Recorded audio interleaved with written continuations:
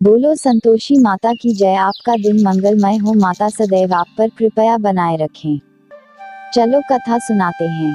संतोषी माता व्रत कथा। एक बुढ़िया थी, उसके 7 बेटे थे।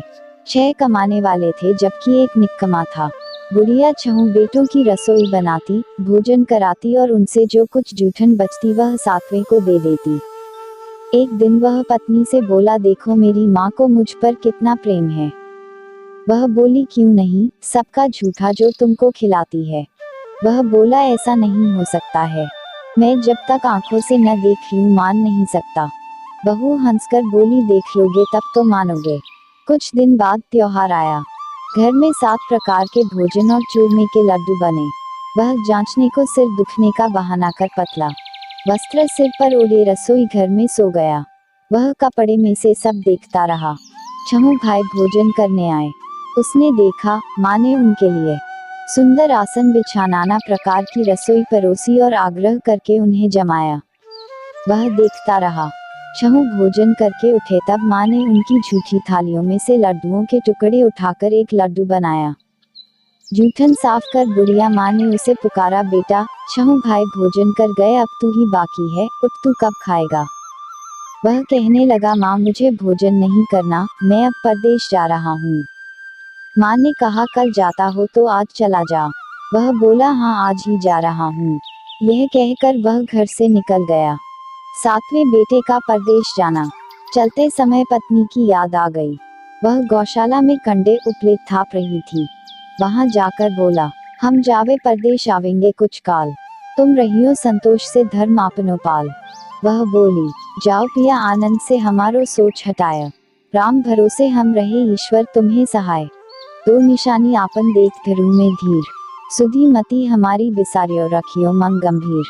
वह बोला, मेरे पास तो कुछ नहीं, यह अंगूठी है सो ले और अपनी कुछ निशानी मुझे दे। वह बोली, मेरे पास क्या है, यह गोबर भरा हाथ है। यह कहकर उसकी पीठ पर गोबर के हाथ की थाप मार दी। वह चल दिया। चलते चलते दूर देश पहुंचा। परदेश में नौकरी। वहां एक साहूकार की दुकान थी। वहां जाकर कहने लगा, भाई मुझे नौकरी पर रख लो। साहूकार को जरूरत थी, बोला, रह जाओ। लड़के ने पूछा, तनख्वाह क्या दोगे। साहूकार ने कहा, काम देखकर दाम मिलेंगे। साहूकार की नौकरी मिली। वह सुबह 7 बजे से 10 बजे तक नौकरी बजाने लगा। कुछ दिनों में दुकान का सारा लेन देन, हिसाब किताब, ग्राहकों को माल बेचना सारा काम करने लगा। साहूकार के 7-8 नौकर थे, वे सब चक्कर खाने लगे, यह तो बहुत होशियार बन गया। सेठ ने भी काम देखा और 3 महीने में ही उसे आधे मुनाफे का हिस्सेदार बना लिया। वह कुछ वर्ष में ही नामी सेठ बन गया और मालिक सारा कारोबार उस पर छोड़कर चला गया। पति की अनुपस्थिति में सास का अत्याचार। इधर उसकी पत्नी को सास ससुर दुख देने लगे, सारी गृहस्थी का काम करा के उसे लकड़ी लेने जंगल में भेजते। इस बीच घर के आटे से जो भूसी निकलती उसकी रोटी बनाकर रख दी जाती और फूटे नारियल की नारेली में पानी। एक दिन वह लकड़ी लेने जा रही थी। रास्ते में बहुत सी स्त्रियां संतोषी माता का व्रत करती दिखाई दी। संतोषी माता का व्रत। वह वहां खड़ी होकर कथा सुनने लगी और पूछा, बहनों तुम किस देवता का व्रत करती हो और उसके करने से क्या फल मिलता है। यदि तुम इस व्रत का विधान मुझे समझाकर कहोगे तो मैं तुम्हारा बड़ा आसान मानूंगी। तब उनमें से एक स्त्री बोली, सुनो, यह संतोषी माता का व्रत है। इसके करने से निर्धनता, दरिद्रता का नाश होता है और जो कुछ मन में कामना हो, सब संतोषी माता की कृपा से पूरी होती है। तब उसने उससे व्रत की विधि पूछी। संतोषी माता व्रत विधि। वह भक्तिनी स्त्री बोली, 1.25 आने का गुड़ चना लेना, इच्छा हो तो 5.25 आने का लेना या 1.25 रुपए का भी सहूलियत के अनुसार लाना। बिना परेशानी और श्रद्धा व प्रेम से जितना भी बन पड़े सवाया लेना। प्रत्येक शुक्रवार को निराहार रहकर कथा सुनना, इसके बीच क्रम टूटे नहीं, लगातार नियम पालन करना। सुनने वाला कोई न मिले तो घी का दीपक जला उसके आगे या जल के पात्र को सामने रखकर कथा कहना। जब कार्य सिद्ध न हो नियम का पालन करना और कार्य सिद्ध हो जाने पर व्रत का उद्यापन करना। 3 मास में माता फल पूरा करती है। यदि किसी के ग्रह खोटे भी हों तो भी माता वर्ष भर में कार्य सिद्ध करती है। फल सिद्ध होने पर उद्यापन करना चाहिए, बीच में नहीं। उद्यापन में 2.5 सेर आटे का खाजा तथा इसी परिमाण से खीर तथा चने का साग करना। 8 लड़कों को भोजन कराना, जहाँ तक मिले देवर जेठ भाई बंधु के हों, न मिले तो रिश्तेदारों और पास पड़ोसियों को बुलाना। उन्हें भोजन करा यथाशक्ति दक्षिणा दे माता का नियम पूरा करना। उस दिन घर में खटाई न खाना। यह सुन बुढ़िया के लड़के की बहू चल दी। व्रत का प्रण करना और माँ संतोषी का दर्शन देना। रास्ते में लकड़ी के बोझ को बेच दिया और उन पैसों से गुड़ चना ले माता के व्रत की तैयारी कर आगे चली और सामने मंदिर देखकर पूछने लगी, यह मंदिर किसका है? सब कहने लगे संतोषी माता का मंदिर है। यह सुनकर माता के मंदिर में जाकर चरणों में लौटने लगी। दीन हो विनती करने लगी, माँ मैं निपट अज्ञानी हूँ, व्रत के कुछ भी नियम नहीं जानती, मैं दुखी हूँ। हे माता जगत जननी मेरा दुख दूर कर, मैं तेरी शरण में हूँ। माता को दया आई। एक शुक्रवार बीता कि दूसरे को उसके पति का पत्र आया और तीसरे शुक्रवार को उसका भेजा हुआ पैसा आ पहुँचा। यह देख जेठ जिठानी मुंह सिकोड़ने लगे। लड़के ताने देने लगे, काकी के पास पत्र आने लगे, रुपया आने लगा, अब तो काकी की खातिर बढ़ेगी। बेचारी सरलता से कहती, भैया कागज आवे रुपया आवे हम सब के लिए अच्छा है। ऐसा कहकर आंखों में आंसू भरकर संतोषी माता के मंदिर में आ मातेश्वरी के चरणों में गिरकर रोने लगी। माँ मैंने तुमसे पैसा कब मांगा है? मुझे पैसे से क्या काम है? मुझे तो अपने सुहाग से काम है। मैं तो अपने स्वामी के दर्शन मांगती हूँ। तब माता ने प्रसन्न होकर कहा, जा बेटी तेरा स्वामी आएगा। यह सुनकर खुशी से बावली होकर घर में जा काम करने लगी। अब संतोषी माँ विचार करने लगी, इस भोली पुत्री को मैंने कह तो दिया कि तेरा पति आएगा, लेकिन कैसे? वह तो इसे स्वप्न में भी याद नहीं करता। उसे याद दिलाने को मुझे ही जाना पड़ेगा। इस तरह माताजी उस बुढ़िया के बेटे के पास जा स्वप्न में प्रकट हो कहने लगी, साहूकार के बेटे सो रहा है या जागता है? वह कहने लगा, माता सोता भी नहीं जागता भी नहीं हूँ, कहो क्या आ गया है? माँ कहने लगी, तेरे घर बार कुछ है कि नहीं? वह बोला, मेरे पास सब कुछ है, माँ बाप है, बहू है, क्या कमी है? माँ बोली, भूले पुत्र तेरी बहू घोर कष्ट उठा रही है, तेरे माँ बाप उसे परेशानी दे रहे हैं। वह तेरे लिए तरस रही है, तू उसकी सुध ले। वह बोला, हाँ माता जी यह तो मालूम है, परंतु जाऊं तो कैसे? परदेश की बात है, लेन देन का कोई हिसाब नहीं, कोई जाने का रास्ता नहीं आता, कैसे चला जाऊं? माँ कहने लगी, मेरी बात मान, सवेरे नहा धोकर संतोषी माता का नाम ले, घी का दीपक जला, दंडवत कर दुकान पर जा बैठ। देखते देखते सारा लेन देन चुक जाएगा, जमा का माल बिक जाएगा, सांझ होते होते धन का भारी ढेर लग जाएगा। अब बूढ़े की बात मानकर वह नहा धोकर संतोषी माता को दंडवत घी का दीपक जला दुकान पर जा बैठा। थोड़ी देर में देने वाले रुपया लाने लगे, लेने वाले हिसाब लेने लगे। कोठे में भरे सामान के खरीदार नकद दाम दे सौदा करने लगे। शाम तक धन का भारी ढेर लग गया। मन में माता का नाम ले चमत्कार देख प्रसन्न हो घर ले जाने के वास्ते गहना कपड़ा सामान खरीदने लगा। यहाँ काम से निपट तुरंत घर को रवाना हुआ। उधर उसकी पत्नी जंगल में लकड़ी लेने जाती है, लौटते वक्त माताजी के मंदिर में विश्राम करती। वह तो उसके प्रतिदिन रुकने का जो स्थान ठहरा, धूल उड़ती देख वह माता से पूछती है, हे माता यह धूल कैसे उड़ रही है? माता कहती है, हे पुत्री तेरा पति आ रहा है। अब तू ऐसा कर, लकड़ियों के 3 बोझ बना ले, एक नदी के किनारे रख और दूसरा मेरे मंदिर पर व तीसरा अपने सिर पर।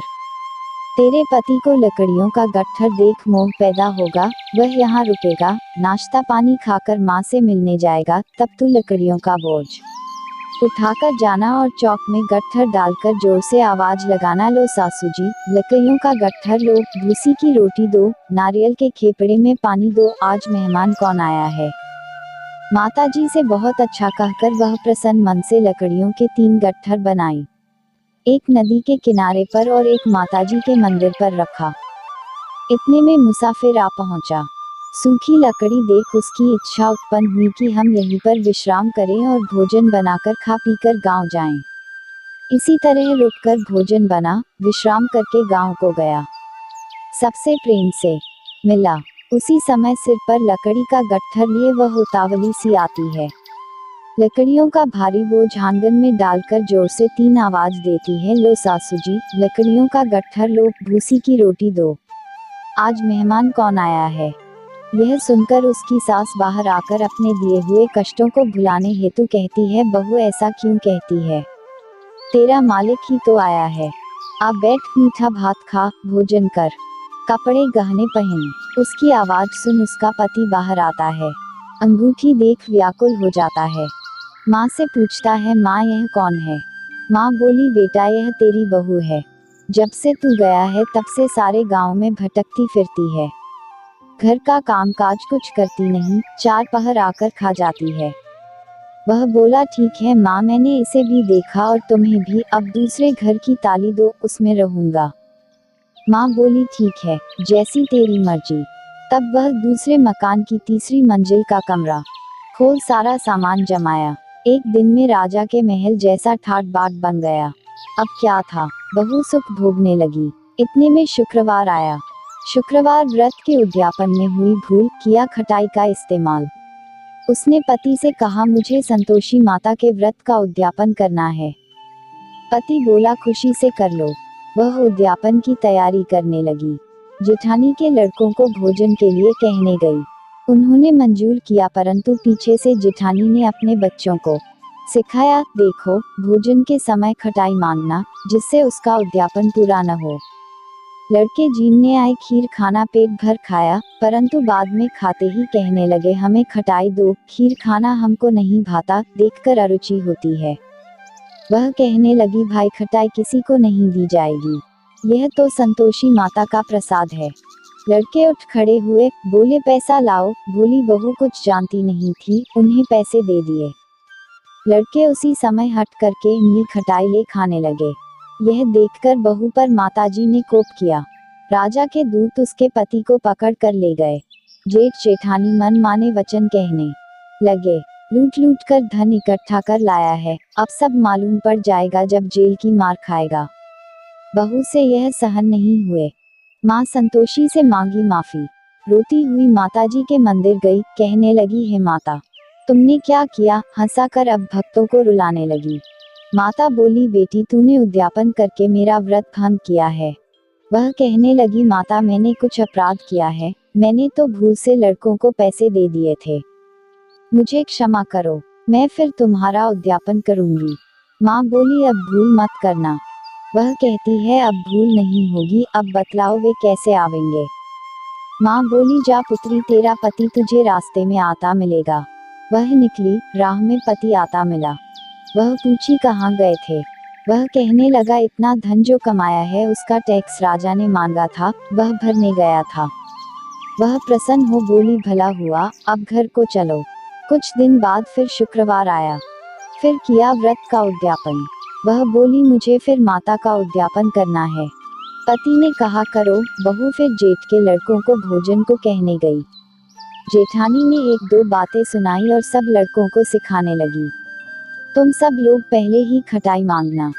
लड़के भोजन से पहले कहने लगे, हमें खीर नहीं खानी, हमारा जी बिगड़ता है, कुछ खटाई खाने को दो। वह बोली, खटाई किसी को नहीं मिलेगी, आना हो तो आओ। वह ब्राह्मण के लड़के लाकर भोजन कराने लगी। यथाशक्ति दक्षिणा की जगह एक एक फल उन्हें दिया। संतोषी माता प्रसन्न हुई। संतोषी माता का फल, माता की कृपा होते ही 9वें मास में उसके चंद्रमा के समान सुंदर पुत्र प्राप्त हुआ। पुत्र को पाकर प्रतिदिन माता जी के मंदिर को जाने लगी। माँ ने सोचा, यह रोज आती है, आज क्यों न इसके घर चलूं। यह विचार कर माता ने भयानक रूप बनाया। गुड़ चने से सना मुख, ऊपर सूंड के समान होठ, उस पर मक्खियां भिन भिन कर रही थी। देहनी पर पैर रखते ही उसकी सास चिल्लाई, देखो रे, कोई चुड़ैल डाकिन चली आ रही है, लड़कों इसे भगाओ, नहीं तो किसी को खा जाएगी। लड़के भगाने लगे, चिल्लाकर खिड़की बंद करने लगे। बहू रोशनदान में से देख रही थी, प्रसन्नता से पगली बन चिल्लाने लगी, आज मेरी माता जी मेरे घर आई है। वह बच्चे को दूध पीने से हटाती है। इतने में सास का क्रोध फट पड़ा। वह बोली, क्या उतावली हुई है, बच्चे को पटक दिया। इतने में माँ के प्रताप से लड़के ही लड़के नजर आने लगे। वह बोली, माँ, मैं जिसका व्रत करती हूँ यह संतोषी माता है। सबने माता जी के चरण पकड़ लिए और विनती कर कहने लगे, हे माता, हम मूर्ख हैं, अज्ञानी हैं, तुम्हारे व्रत की विधि हम नहीं जानते, व्रत भंग कर हमने बड़ा अपराध किया। ऐ जग माता, आप हमारा अपराध क्षमा करो। इस प्रकार माता प्रसन्न हुई। बहू को प्रसन्न हो जैसा फल दिया वैसा माता सबको दे, जो पड़े उसका मनोरथ पूर्ण हो। बोलो संतोषी माता की जय। बोलो संतोषी माता की जय। कथा अच्छी लगी हो तो एक लाइक जरूर करें।